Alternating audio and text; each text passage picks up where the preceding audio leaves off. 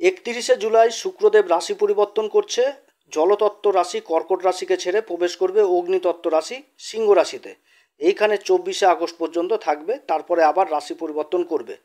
শুক্রদেবের এই পরিবর্তনে বুধের সাথে লক্ষ্মীনারায়ণ যোগ তৈরি হবে এবং শুক্রদেবের সাথে দেবগুরু বৃহস্পতির কেন্দ্রের সম্পর্ক হবে। তার সাথে শুক্রদেবের উপর শনিদেবের বক্রদৃষ্টি পড়বে। শুক্রদেবের এই পরিবর্তনে তুলা রাশির উপর কী প্রভাব পড়বে আজকে বিষয়ে বিশেষ আলোচনা করব। বর্তমানে যাদের শুক্রের দশা কিংবা শুক্রের অন্তর্দশা চলছে তাদের জন্য আজকের আলোচনাটা গুরুত্বপূর্ণ হতে যাচ্ছে। তুলা রাশির ক্ষেত্রে এই যে লক্ষ্মীনারায়ণ যোগ তৈরি হয়েছে, এই যোগের সুফলটা কোন কোন দিক থেকে আসবে সেটাও আজকে বিশেষ আলোচনা করব এবং কোন কোন দিক থেকে বিশেষ সাবধানে থাকতে হবে সেটাও কিন্তু আজকে এই আলোচনার মাধ্যমে জানাবো। সমস্ত দর্শক বন্ধুদের জানাই আমাদের এই অ্যাস্ট্রো এসএম বাংলা চ্যানেলের মাধ্যমে নমস্কার এবং সমস্ত নতুন দর্শকের কাছে আমাদের বিশেষ অনুরোধ, এই চ্যানেলটিকে অবশ্যই সাবস্ক্রাইব করবেন। এই চ্যানেলের সঙ্গে থাকুন, আপনারা জ্যোতিষীয় সম্পর্কিত অনেক তথ্য জানতে পারবেন এবং নিজের কুষ্টি দেখাও শিখতে পারবেন। গ্রহের গোচর সম্পূর্ণভাবে নির্ভর করে জন্মকুষ্ঠির গ্রহের দশা এবং গ্রহের অবস্থানের উপর। আমরা যে আলোচনা করছি এটা আমাদের একটা প্রচেষ্টা মাত্র, এটা সম্পূর্ণভাবেই নির্ভর করবে জন্মকুষ্ঠির উপর। ভিডিওটি কেটে কেটে দেখবেন না, সম্পূর্ণ দেখার চেষ্টা করেন, তাহলে বুঝতে পারবেন যে আমি কি বলতে চাচ্ছি। তুলা রাশির ক্ষেত্রে রাশির অধিপতি শুক্রদেব এবার গোচর করছে লাভের ঘর সিংহ রাশিতে এবং এই রাশিতেই আগে থেকে অবস্থান করছে বুধ। বুধের সাথে শুক্রের এই জুতিতে তৈরি হচ্ছে শক্তিশালী লক্ষ্মীনারায়ণ যোগ। তুলা রাশির ক্ষেত্রে বুধ হচ্ছে কারক গ্রহ, ভাগ্যের ঘরের অধিপতি এবং দ্বাদশপতি বুধ লাভের ঘরে অবস্থান করছে এবং শুক্রদেবের সাথে এই অবস্থানে লক্ষ্মীনারায়ণ যোগ তৈরি হয়েছে, যার জন্য একাধিক লাভের রাস্তা তৈরি হয়েছে তুলা রাশির ক্ষেত্রে। বুধ হচ্ছে বাণীর কারক, ম্যানেজমেন্টের কারক, ব্যবসার কারক, বুদ্ধির কারক, লাভের ঘরে অবস্থান, এবং শুক্র হচ্ছে ঐশ্বর্যের কারক, ধনসম্পত্তির কারক, বিভিন্ন রকম কলা প্রতিভা এই শুক্র থেকেই কিন্তু আমরা দেখি। আর এই দুটি গ্রহ লাভের ঘরে যে অবস্থান করছে তুলা রাশির ক্ষেত্রে এটা যথেষ্ট ভালো হতে যাচ্ছে। তুলা রাশির ক্ষেত্রে আবার কারক গ্রহ শনিদেব বর্তমানে নিজের রাশি কুম্ভ রাশিতেই অবস্থান করছে, যেটা হচ্ছে পঞ্চম ঘর। আর এই পঞ্চম ঘর হচ্ছে আমাদের মা লক্ষ্মীর ঘর।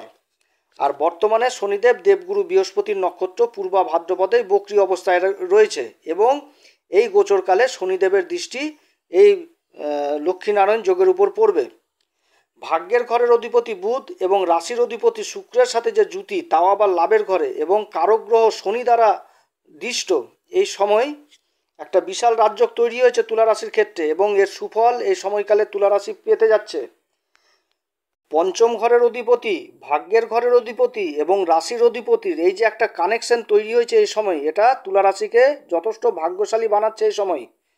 এই সময়কালে তুলা রাশি একদম পূর্ণ ভাগ্যশালী হবে।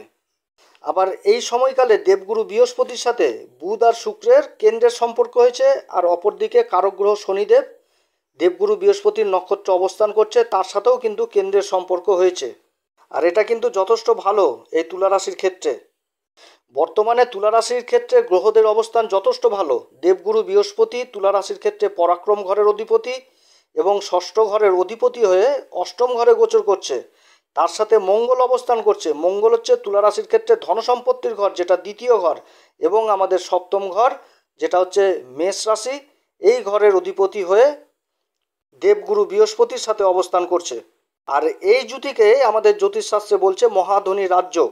অর্থাৎ এই অষ্টম ঘরে এই জুতি এবং একাদশ ঘরে লক্ষ্মীনারায়ণ জুতি যথেষ্ট ভালো প্রভাব এই সময় তুলা রাশি দেখতে পাবে। এই গোচরকালে শুক্রদেব 31শে জুলাই প্রবেশ করবে কেতুর নক্ষত্র মঘাতে, আর বর্তমানে কেতুর অবস্থান রয়েছে কন্যা রাশিতে, যেটা তুলা রাশির ক্ষেত্রে দ্বাদশ ঘর। চন্দ্রদেবের নক্ষত্র হস্তাতে অবস্থান করছে কেতু। অপরদিকে আবার দেবগুরু বৃহস্পতির পঞ্চম দৃষ্টি এই কেতুর উপর পড়ছে। দেবগুরু বৃহস্পতি চন্দ্রদেবের নক্ষত্র রোহিণীতে অবস্থান করছে। কেতুর উপর এই দৃষ্টি পড়ার দরুন কেতু সম্পূর্ণ শুভ হয়ে গেছে। এই সময়কালে বুধ এবং শুক্রদেব এই নক্ষত্রেই কিন্তু অবস্থান করবে মঘাতে, আর তার সাথে বুধ কিন্তু 5 আগস্ট বুধ কিন্তু আবার এই নক্ষত্রে বক্রী হচ্ছে। এই সময়কালে তুলা রাশির যারা ইম্পোর্ট এক্সপোর্টের ব্যবসার সাথে জড়িত তাদের ব্যবসা খুব ভালো চলবে। যারা বিদেশে যাওয়ার চেষ্টা করছেন কর্মলাভের জন্য তাদের যাত্রা হবে। যারা বিদেশেই কর্ম করছেন তাদের জন্য এই সময় যথেষ্ট ভালো। আবার যারা উচ্চশিক্ষার জন্য বিদেশে যাওয়ার চেষ্টা করছেন তাদের জন্য যথেষ্ট ভালো। যারা চিকিৎসক, যারা মেডিকেল ডিপার্টমেন্টে রয়েছেন, যারা সার্জেন, তাদের আবার উচ্চশিক্ষা লাভের জন্য বিদেশ যাত্রা হবে এই সময়কালে। এই সময়কালে যারা ট্যুর অ্যান্ড ট্রাভেলিংয়ের কাজে জড়িত, যারা ট্রাভেলিং এজেন্ট, তাদের জন্য যথেষ্ট ভালো সময়। এছাড়া যারা মেডিটেশন, আধ্যাত্মিক, যোগব্যায়ামের মতন কাজে জড়িত তাদের জন্যও যথেষ্ট এই সময় ভালো। এরপরে 11ই আগস্ট শুক্রদেব প্রবেশ করবে তার নিজের নক্ষত্র পূর্বা ফাল্গুনিতে। আমাদের জ্যোতিষশাস্ত্র বলে পূর্বা ফাল্গুনি নক্ষত্রের মধ্যে আকর্ষণ ক্ষমতা প্রবল। এরা যদি ভিড়ের মধ্যেও থাকে তো সেই ভিড়কে নিজের দিকে আকর্ষণ করার ক্ষমতা রাখে, অর্থাৎ এদের মধ্যে একটা পরিচালনা করার ক্ষমতা খুব বেশি থাকে।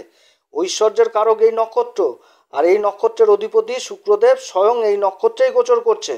এই সময়কালে বুদ্ধির দ্বারা, নিজের ম্যানেজমেন্টের ক্ষমতার দ্বারা নিজের কলা অর্থাৎ নিজের প্রতিভাকে সমাজের সামনে তুলে ধরে নিজের কর্মক্ষেত্রে একাধিক লাভের রাস্তা তৈরি করবে তুলা রাশি। এই সময়কালে যারা সঙ্গীত ইনস্টিটিউট, নৃত্যকলার ইনস্টিটিউট, চিত্রকলার ইনস্টিটিউটের সাথে জড়িত তাদের কাজে যথেষ্ট অগ্রগতি রয়েছে, এবং যারা সোশ্যাল মিডিয়ার সাথে জড়িত, যারা সিনেমা জগতের সাথে জড়িত কোনো না কোনোভাবে, তাদের যথেষ্ট আয় ইনকাম এই সময় বৃদ্ধি পাবে। আবার যারা হস্তশিল্পী তারাও তাদের কাজের জন্য সমাজে প্রশংসিত হবে এই সময়। এই সময়কালে মেধাবী ছাত্রছাত্রীরা তাদের শিক্ষাকেন্দ্রে পড়াশোনার জন্য বিশেষভাবে প্রশংসিত হবে। এই সময়কালে যারা ডেকোরেশনের কাজগুলো করছেন, যারা ইন্টেরিয়র ডেকোরেশন করছেন, যেমন নিজের বাড়ির রান্নাঘরকে ভালো করে সাজানো কিংবা নিজের বেডরুমটাকে ভালো করে ডেকোরেশন করা, এই সমস্ত কাজের সাথে যারা জড়িত রয়েছেন তাদের বিশেষ অগ্রগতি রয়েছে এবং রোজগারের আয় ইনকাম যথেষ্ট বৃদ্ধি পাবে এই সময়।